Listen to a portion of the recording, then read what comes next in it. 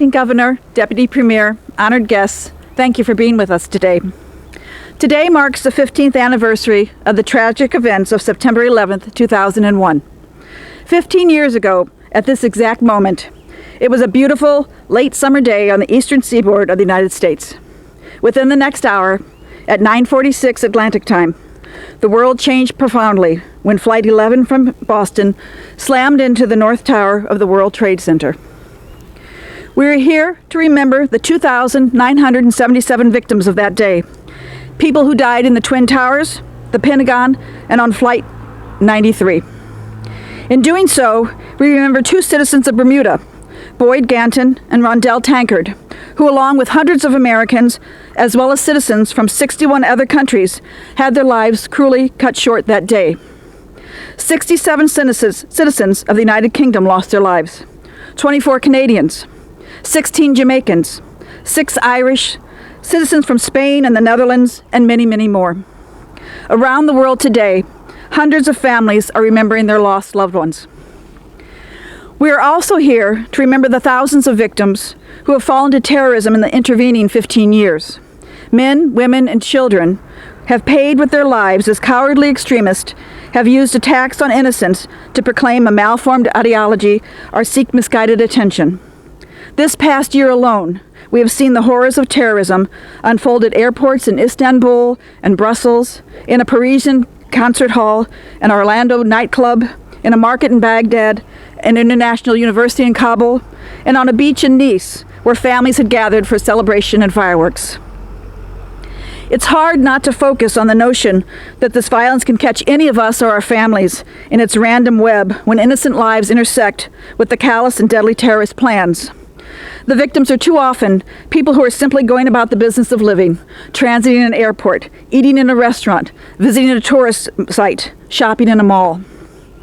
Despite this fear, which is in itself a major goal of the terrorists, it's important that we continue to gather at memorials like this, in places as seemingly removed as Bermuda, to remember first and foremost the loved ones lost, but also to focus on the indomitable human spirit. Time and again, we've seen individual heroes emerge from the chaos of terrorism. People like Robert Higley, a young American who spent a number of years in Bermuda and attended Saltus Grammar School. He guided several people to safety on 9/11 before returning to his office to help others. He died when the South Tower collapsed.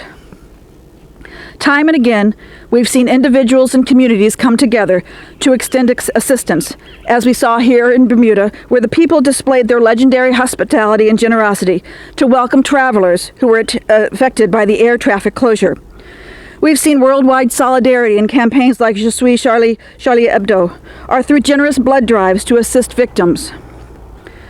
Today, in honor of those 2,977 individuals who lost their lives 15 years ago, as well as the thousands who have died in terrorist attacks elsewhere, let us recommit to humanity's goodness that emerges from these horrors.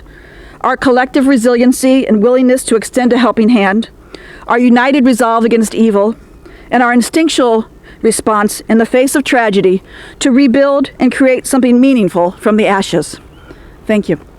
US Consul General, Acting Premier, welcome guests. The events of 9/11 changed lives. Nationals of over 60 countries, including 2 Bermudians, were among the nearly 3,000 people killed in those heinous attacks of 15 years ago.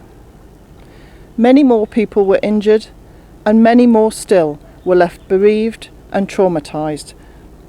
Their lives would never be the same again. As with other such tragic events in history, we all remember where we were when we heard news of the event. I remember the horror that spread through the Foreign and Commonwealth Office as pictures of the first airplane strike hit the World Trade Center, followed by the utter shock and disbelief when the second one hit its target. We scrambled quickly to deal with the thousands of worried individuals calling our helplines to get news of loved ones. And I know Bermuda scrambled quickly to deal with over 1,000 passengers who landed at our airport when 9 or so airplanes were diverted as skies over the US were closed.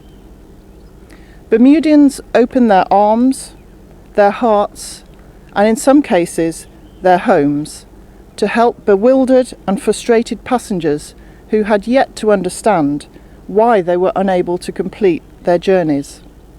Bermuda provided shelter, transport, comfort and support in those dark times. Today we remember many heroes, hundreds of first responders who perished whilst doing their duty in the most extreme and unprecedented circumstances. But also the stories of individuals who came to the aid of their fellow man and woman, regardless of their race, religion, nationality or background. Heroes too. We remember their selflessness and are grateful to them for their sacrifice. During the 10th anniversary commemoration of this atrocity in 2011, the UK's Foreign Secretary William Hague recalled the courage and dignity of the American people in the face of such appalling loss. And he said that this and other global acts of terrorism since have only served to bring the international community closer together and to bolster those who seek change through peaceful means, not through barbaric violence. As we know, the scourge of terrorism has not gone away. We have seen further evidence of it over the past year. But at the same time, we must continue to go about our lives without fear, trusting in the fundamental values of respect, tolerance and freedom. Only then will terrorism be shown to have failed. Thank you. Madam Acting Governor, Madam U.S. Consul General, it's hard to believe that 15 years have passed already. Everyone will always remember where they were on that morning of September 11, 2001. It was a glaring example of man's inhumanity to man. In this so-called age of enlightenment, it was a reminder of the incredibly destructive power of hate. More than 3,000 people lost their lives that day. Many of us lost friends, relatives, and countrymen. Many lost heart, lost faith. Most of all, lost their innocence. Innocence that in this day and age, the unthinkable could actually happen. In spite of the human calamity that day, it was also a shining example of human courage and heroism, where first responders risked and in many cases gave their lives to rush into those towering infernos to help their fellow men and women. We must never forget their courage and sacrifice. We stand in solidarity with all those who lost something or someone that day. We stand for those who wish to build a better society, a society of peace, tolerance, mutual respect, and prosperity.